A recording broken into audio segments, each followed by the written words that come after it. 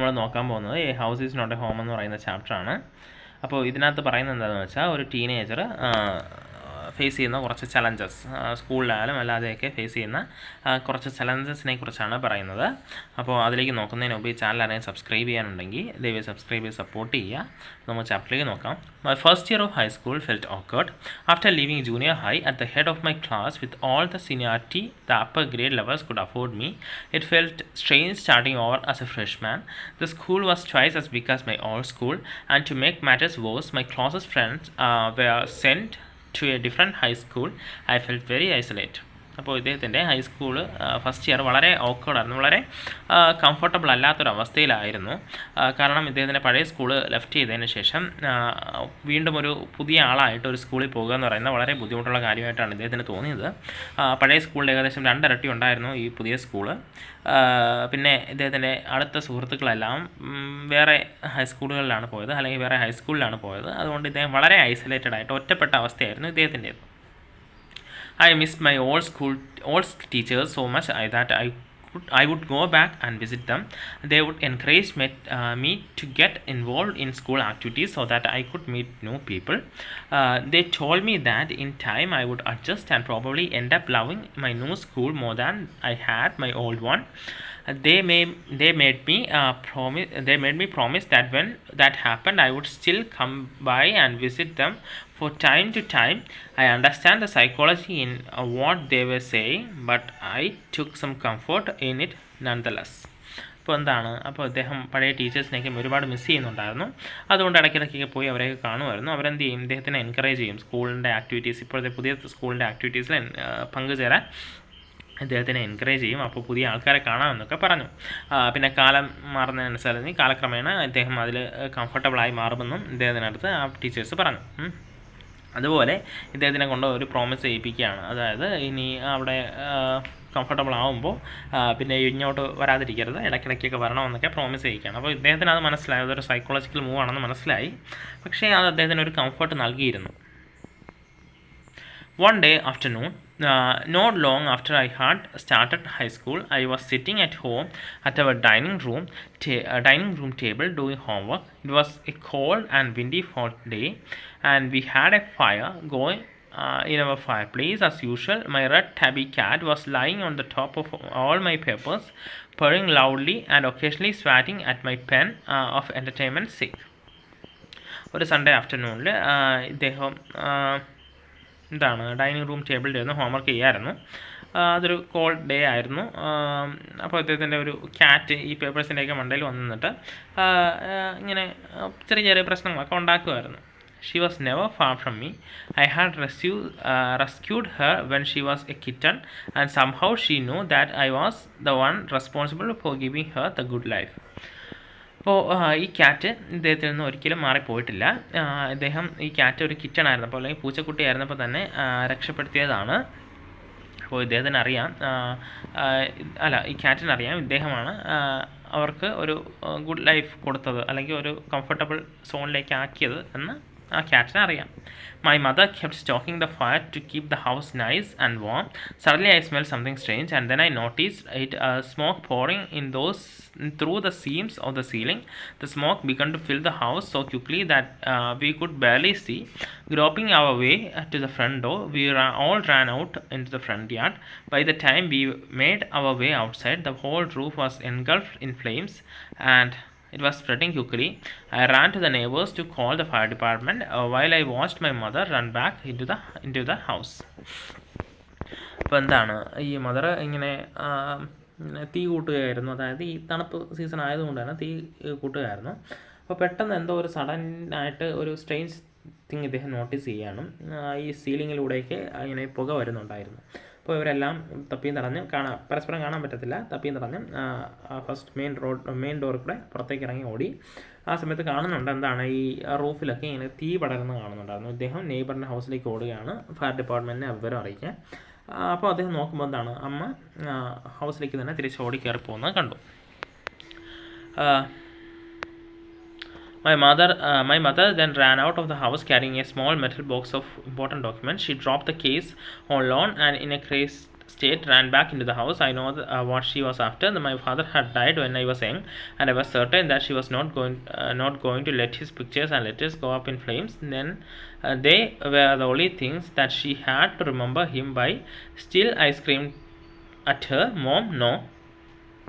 എന്താണ് ഈ സമയത്ത് മദർ അത് കഴിഞ്ഞിട്ട് തിരിച്ച് ഇറങ്ങി ഓടി വരുന്നുണ്ട് ഒരു ചെറിയ ബോക്സുമായിട്ട്, ഇമ്പോർട്ടൻറ്റ് ഡോക്യുമെൻറ്റ്സ് ഉള്ള ചെറിയ ബോക്സുമായിട്ട്. അതവിടെ ഡ്രോപ്പ് ചെയ്തിട്ട് വീണ്ടും അകത്തേക്ക് ഓടി പോവുകയാണ്. ഇദ്ദേഹത്തിന് അറിയാം അമ്മ എന്തിൻ്റെ പിറകെയാണ്, ഈ അമ്മ എന്തെടുക്കാനാണ് ഈ അമ്മ ഓടിപ്പോകുന്നതെന്ന്. ഈ അദ്ദേഹത്തിൻ്റെ ഫാദർ അദ്ദേഹം ചെറുപ്പമായിരുന്നപ്പോൾ തന്നെ മരിച്ചുപോയി. അപ്പോൾ അദ്ദേഹത്തിൻ്റെ പിക്ചേഴ്സും ലെറ്റേഴ്സും ഒക്കെ എടുക്കാൻ വേണ്ടിയിട്ടാണ് ഓടിപ്പോയത്. പക്ഷേ ഇദ്ദേഹത്തിന് ഇത് അറിയാമെങ്കിലും ഇദ്ദേഹം വിളിക്കുകയാണ്, അമ്മ വേണ്ടെന്നൊക്കെ പറയുകയാണ്. It was about to run after her when I felt a large hand hold me back. It was a fireman. I hadn't even noticed that the street had already filled with fire trucks. I was trying to free myself from his grasp, yelling, "You don't understand, my mother is in the..." എന്താണ് അപ്പോൾ ഇദ്ദേഹവും കൂടി അകത്തേക്ക് ഓടിപ്പോകാൻ നോക്കിയപ്പോൾ ഒരു വലിയ കൈ ഇദ്ദേഹത്തിനെ പിടിച്ച് തടഞ്ഞു നിർത്തുകയാണ്. അത് നോക്കിയപ്പോൾ അതൊരു ഫയർമാൻ ആയിരുന്നു. അപ്പോൾ സ്ട്രീറ്റിൽ മൊത്തം ഫയർ ട്രക്സ് ഇങ്ങനെ വന്ന് കിടപ്പുണ്ട്. അദ്ദേഹത്തിൻ്റെ കൈ പിടുത്തം ഫ്രീ ആക്കാൻ വേണ്ടി ശ്രമിച്ചുകൊണ്ട് ചോദിക്കുകയാണ്, നിങ്ങൾക്ക് മനസ്സിലായില്ല എൻ്റെ അമ്മ കത്താണെന്നൊക്കെ പറയുകയാണ്. He held on to me while other firefighters ran into the house. He knew that I wasn't acting very logically, and that if he were to let go, I had run. He was right. ഇപ്പോൾ എന്താണ്, അദ്ദേഹം എന്നെ പിടിച്ച് നിർത്തി. ബാക്കിയുള്ള fire fighters അകത്തേക്ക് ഓടിപ്പോയി. അദ്ദേഹത്തിന് അറിയാമായിരുന്നു ഞാൻ ലോജിക്കലി പെർഫോം ചെയ്യുകയല്ല എന്ന്. ഇപ്പോൾ എന്നെ വിട്ടിരുന്നെങ്കിൽ ഞാൻ അകത്തേക്ക് ഓടുമായിരുന്നു എന്ന് ഇദ്ദേഹത്തിന് അറിയാമായിരുന്നു. It's all right, they will get her, he said. അത് കുഴപ്പമില്ല, അവർ അമ്മയെ കണ്ടെത്തിക്കോളാം എന്ന് അദ്ദേഹം പറഞ്ഞു. He wrapped a blanket around me and sat me down in our car. Soon after that, a fireman emerged from our house with my mom in tow. He quickly took her over to the truck and put an oxygen mask on her. I ran over and hugged her. All those times I ever argued with her and hated her vanished at the thought of losing her. എന്താണ്, ആ fireman എന്നെ ഒരു blanket കൊണ്ട് പൊതിഞ്ഞിട്ട് ഞങ്ങളുടെ കാറിനകത്ത് കൊണ്ടിരുത്തി എന്ന് പറഞ്ഞു. അപ്പോൾ നോക്കിയപ്പോൾ ഒരു ഫയർമാൻ അമ്മയും കൊണ്ട് വരികയാണ്. അപ്പോൾ എന്നിട്ട് അവിടെ ഒരു ട്രക്കിൽ കൊണ്ടുപോയി ഓക്സിജൻ മാസ്ക് വയ്ക്കുകയാണ്. ഈ ബോയ് ഓടിച്ചെന്ന് അമ്മയെ ഹഗ് ചെയ്യുകയാണ്. എന്നിട്ട് അമ്മയായിട്ട് ഇടയ്ക്ക് വഴക്കൊക്കെ ഉണ്ടാകുമ്പോഴും ആ ഒരു തോട്ടൊക്കെ ഇപ്പോൾ ഈ അമ്മ നഷ്ടപ്പെടുമെന്നായപ്പോൾ ഇദ്ദേഹം മനസ്സിൽ നിന്നൊക്കെ വാനിഷ് ചെയ്ത് പോവുകയാണെന്ന് വെച്ചാൽ അമ്മ നഷ്ടപ്പെടുമെന്നായപ്പോഴാണ് ഈ അമ്മയുടെ ഒരു മഹത്വം ഈ മകൻ തിരിച്ചറിയുന്നത്. "She's going to be okay," said the fireman. She just inhaled a little smoke, and then he ran back to fight the fire while my mother and I sat there dazed. I remember watching my house burn down and thinking that there was nothing I could do about it. Fireman വന്നിട്ട് പറഞ്ഞു, അമ്മ ഇപ്പോൾ okay ആവുമെന്നൊക്കെ പറഞ്ഞു. എന്താണ്, കുറച്ച് smoke inhale ചെയ്തതാണ്, കുറച്ച് പുക ശ്വസിച്ചാണെന്ന് പറഞ്ഞു. അതുപോലെ തന്നെ അതിനുശേഷം ഈ ഫയർമാൻ തിരിച്ചു പോയി ആ ഫയർ നടത്തുകയാണ്, തീ അണയ്ക്കാൻ ശ്രമിക്കുകയാണ്. ഇപ്പോൾ ഇവർക്ക് രണ്ടുപേർക്കും അറിയാം ഈ വീട് നഷ്ടപ്പെടുമെന്നല്ലെങ്കിൽ ഈ പൂർണ്ണമായിട്ട് കത്തി നശിക്കുമെന്ന് അവർക്കെല്ലാം അറിയാം.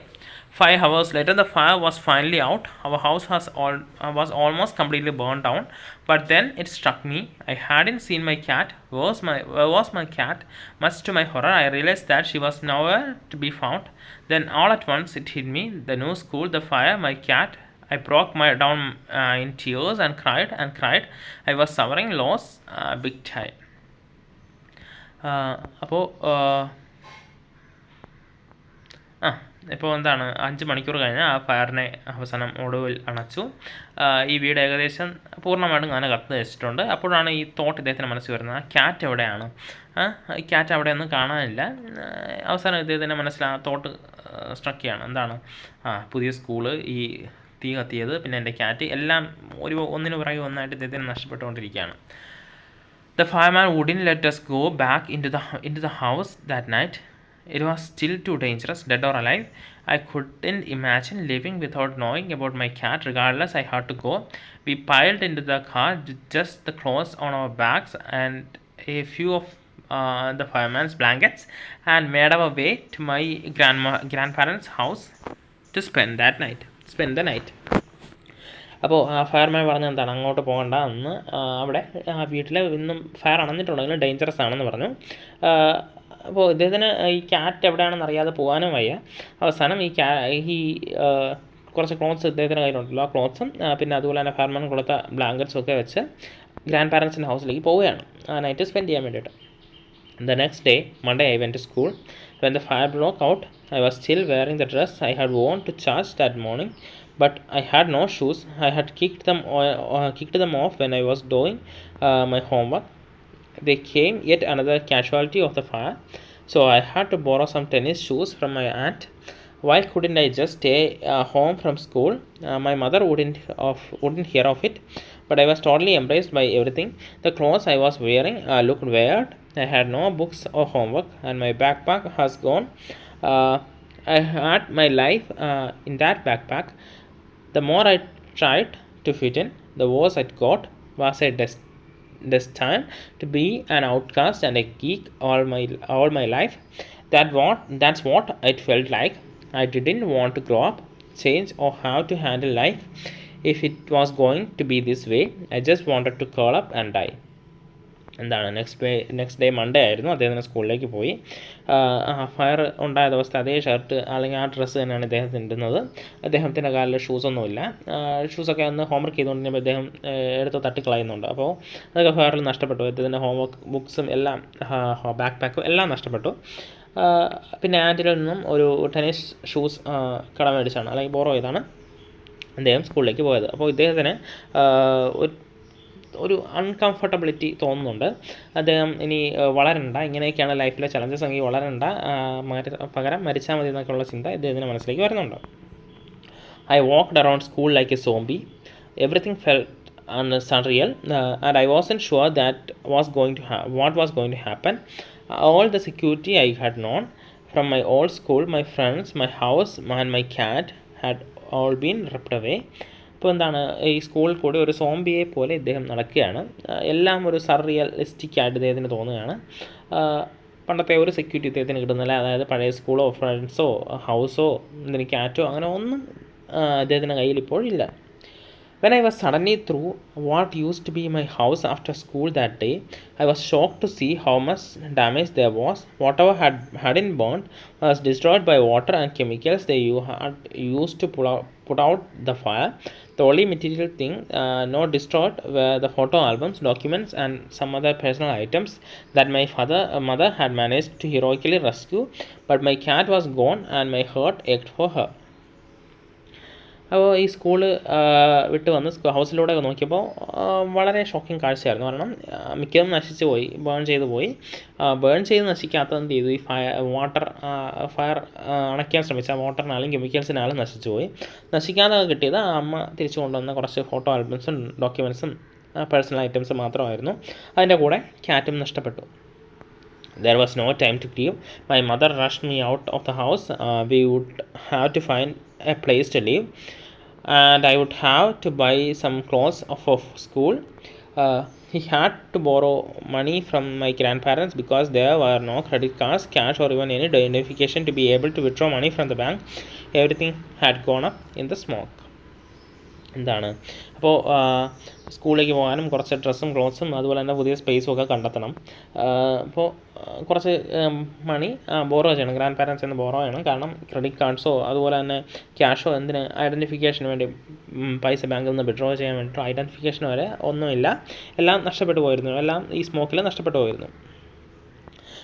That week, the rubble that used to be our house was being cleared of the lot. Even though we had rented an apartment nearby, I would go over to watch them clear away debris, hoping that my cat was somewhere to be found. She was gone. I kept thinking about her as that vulnerable little kitten.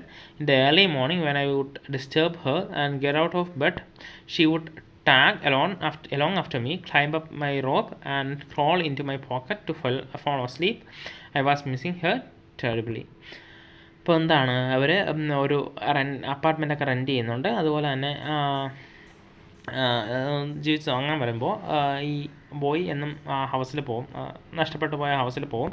അവിടെ പോയി ആ ക്യാറ്റിനെയൊക്കെ തിരക്കും. ആ cat തിരിച്ചു വരുമെന്നുള്ള പ്രതീക്ഷ അദ്ദേഹത്തിനുണ്ട്. എന്നിട്ട് ഈ അദ്ദേഹം ആ ക്യാറ്റ് ഒരു വൾണറബിൾ ലിറ്റിൽ ക്യാറ്റ് ആയിരുന്ന സമയത്ത്, ആ ഒരു കിറ്റൺ ആയിരുന്ന സമയത്ത്, ഒരു കുട്ടിയായിരുന്ന സമയത്തുള്ള അതിൻ്റെ അവസ്ഥയും എല്ലാ കാര്യങ്ങളും അതിനോടുള്ള മെമ്മറീസും എല്ലാം അദ്ദേഹം ഓർമ്മിക്കുകയാണ്. It always seems that bad news spread quickly, and in my case, it was not different.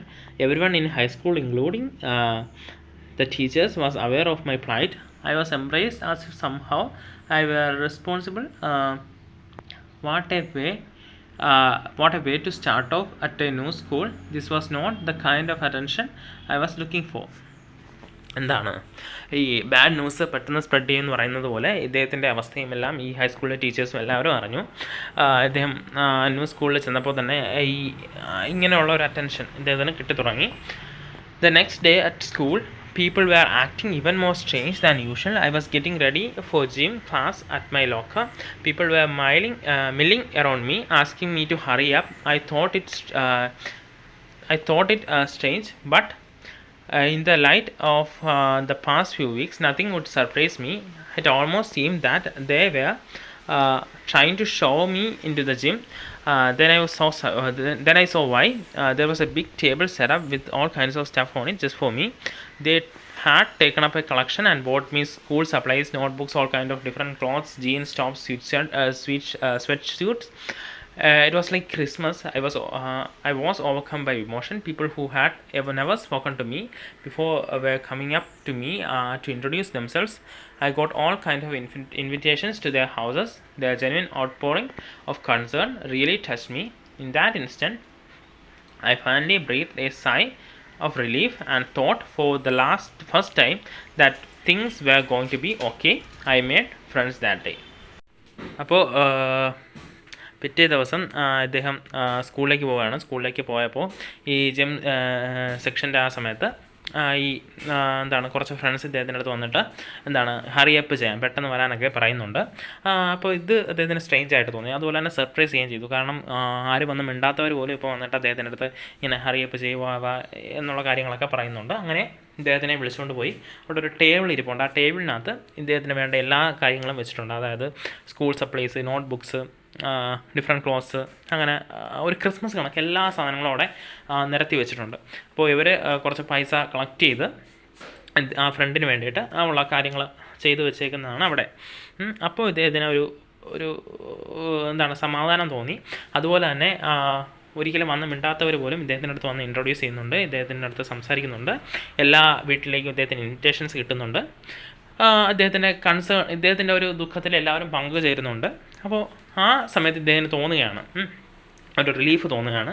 ആദ്യമായിട്ട് എല്ലാ കാര്യങ്ങളും ഓക്കെ ആവും എന്ന് ഇദ്ദേഹത്തിന് തോന്നുകയാണ്. അതുപോലെ ഇദ്ദേഹത്തിന് അന്ന് ഒരുപാട് ഫ്രണ്ട്സിനെയും കിട്ടുന്നുണ്ട്. A month later, I was at my house watching them rebuild it. At this time, it was different. I wasn't alone. I was with two of my new friends from school. It took a fire for me to stop focusing on my feelings of insecurity and open up to all the wonderful people around me. Now I was sitting there watching my house being rebuilt when I realized my life was doing the same thing. ഇപ്പോൾ ഏകദേശം ഒരു മാസത്തിന് ശേഷം ഇദ്ദേഹത്തിൻ്റെ വീട് rebuild ചെയ്യുകയാണ്. അപ്പോൾ അന്ന് അദ്ദേഹം ഒറ്റയ്ക്കായിരുന്നില്ല, അദ്ദേഹത്തിൻ്റെ 2 പുതിയ ഫ്രണ്ട്സും ഒക്കെ ഉണ്ടായിരുന്നു. അപ്പോൾ അദ്ദേഹത്തിന് മനസ്സിലായി താൻ ഇൻസെക്യൂർ അല്ല എന്ന് മനസ്സിലാക്കാൻ അദ്ദേഹത്തിന് ആ ഫയർ വേണ്ടി വന്നു. അതിന് ശേഷമാണ് ഇദ്ദേഹത്തിന് മനസ്സിലായത് ലോകത്ത് ഒരുപാട് നല്ല ആൾക്കാരുണ്ട് ഇദ്ദേഹത്തിനോട് പങ്കുചേരാൻ എന്നൊക്കെ ഇദ്ദേഹം മനസ്സിലാക്കുന്നു. While we sat there on the curb planning my new bedroom, I heard someone walk up to me from behind and say, "Does this belong to you?" When I turned around to see who was it, couldn't believe my eyes. A woman was standing there holding my cat. I leaped up and grabbed her out of the woman's hand.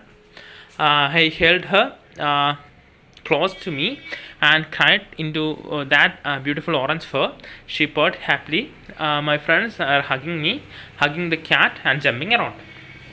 അങ്ങനെ അദ്ദേഹത്തിൻ്റെ പുതിയ bedroom പണിയുന്നിടത്ത് വന്ന് നിൽക്കുമ്പോഴാണ് ഒരു woman പിറകിൽ നിന്ന് വന്ന് ചോദിക്കുന്നത്, ഈ ക്യാറ്റ് നിങ്ങളുടേതാണോ എന്ന്. അദ്ദേഹം നോക്കി, ആ ക്യാറ്റിനെ നോക്കി. എന്നിട്ട് ആ ക്യാറ്റും അദ്ദേഹത്തിന് തിരിച്ചു കിട്ടിയിട്ടുണ്ട്. അദ്ദേഹം നഷ്ടപ്പെട്ടെന്ന് വിചാരിച്ചല്ല, അദ്ദേഹത്തിന് തിരിച്ചു കിട്ടിക്കൊണ്ടിരിക്കുകയാണ്. അപ്പോൾ ഈ ക്യാറ്റിനെ കിട്ടിയപ്പോൾ എല്ലാവരും വളരെ അദ്ദേഹത്തിൻ്റെ ഫ്രണ്ട്സൊക്കെ വളരെ ഹാപ്പി ആവുന്നുണ്ട്. Apparently my cat had been so freaked by the fire that she was ran over a mile. Her collar had our phone number on it, but our phones had been destroyed and disconnected. This wonderful woman took her in and worked hard to find out whose cat it was. Somehow she knew this cat was loved and sorely missed. അപ്പോൾ എന്താണ് ഈ fire ഉണ്ടായ സമയത്ത് ഈ cat ഇറങ്ങി ഏകദേശം മൈലുകളോളം ഓടി, ഏകദേശം 1 മൈലോളം ഓടി. ആ ക്യാറ്റിൻ്റെ കോളറിൽ ഈ ഫോൺ നമ്പർ ഉണ്ടായിരുന്നു. പക്ഷേ ഫോൺ നമ്പർ ഉണ്ടായിട്ട് കാര്യമില്ലല്ലോ, ഫോണൊക്കെ ഡിസ്കണക്റ്റഡ് ആയി പോയില്ലേ. അതുകൊണ്ട് ഈ വുമൺ എന്ത് ചെയ്തു, ഈ താൻ പരമാവധി ശ്രമിച്ച് ഈ ക്യാറ്റ് ആരുടേതാണെന്ന് കണ്ടെത്തി. ഇപ്പോൾ അവർക്ക് മനസ്സിലായിട്ടുണ്ടാകാം ഈ ക്യാറ്റ് ഒരുപാട് സ്നേഹിക്കപ്പെട്ടതും അതുപോലെ തന്നെ മിസ് ചെയ്യുന്നുണ്ട് ഇപ്പോൾ ഈ ക്യാറ്റ് നഷ്ടപ്പെട്ട് കാരണം എന്ന് അവർക്ക് മനസ്സിലായി കാണും. As I sat there with my friends and my cat curled up in my lap, all the overwhelming feelings of loss and tragedy seemed to diminish. I felt gratitude for my life, my new friends, the kindness of a stranger, and the loud purr of my beloved cat. My cat was back and so was I.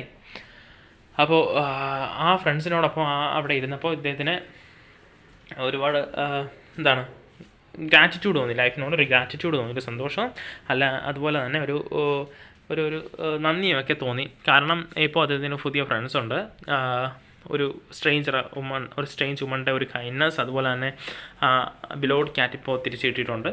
അങ്ങനെ എല്ലാം അദ്ദേഹത്തിന് ലൈഫിൽ തിരിച്ചു കിട്ടുകൊണ്ടിരിക്കുകയാണ്. അപ്പോൾ ഇതാണ് നമ്മുടെ chapter. Thank you.